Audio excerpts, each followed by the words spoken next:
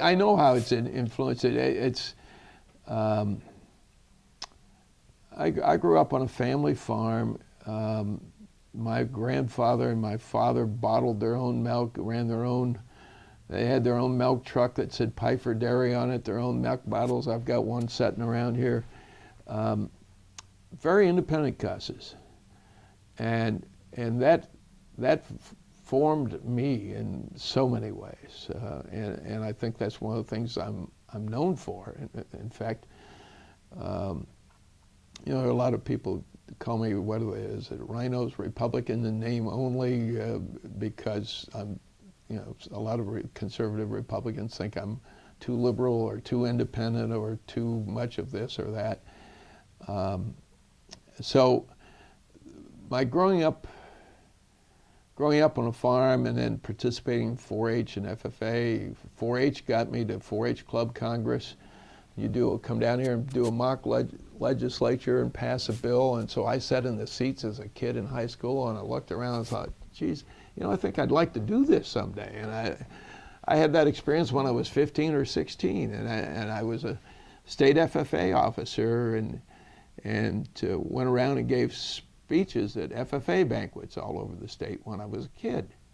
So the politics and the public speaking and the things that, so the sort of chutzpah that goes with being a trial lawyer, I got those experiences pretty young, and I think if there's one thing I would urge lawyers to do, men and women both, is recognize that bright young people in your church or wherever you go, you know, at the community basketball games, whatever you go to, be a role model for them, and encourage them to think about public service, encourage them to think about the law, particularly the best and brightest. And you'll be surprised, every lawyer would be surprised at who's watching, who's paying attention to them. And you know, we all are. You know, you tend not to recognize that very young, formative eyes are on you a lot. And if you just offer a pat in the back, a little encouragement to, why don't you try this, why don't you do that?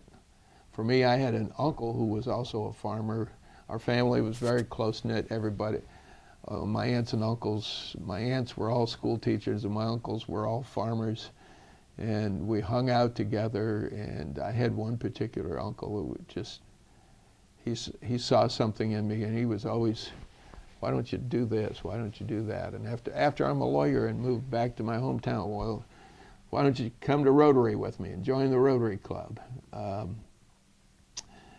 And I know I don't do enough of that myself, but lawyers are, you know, they're known in their communities, and kids are watching, so help them get a start.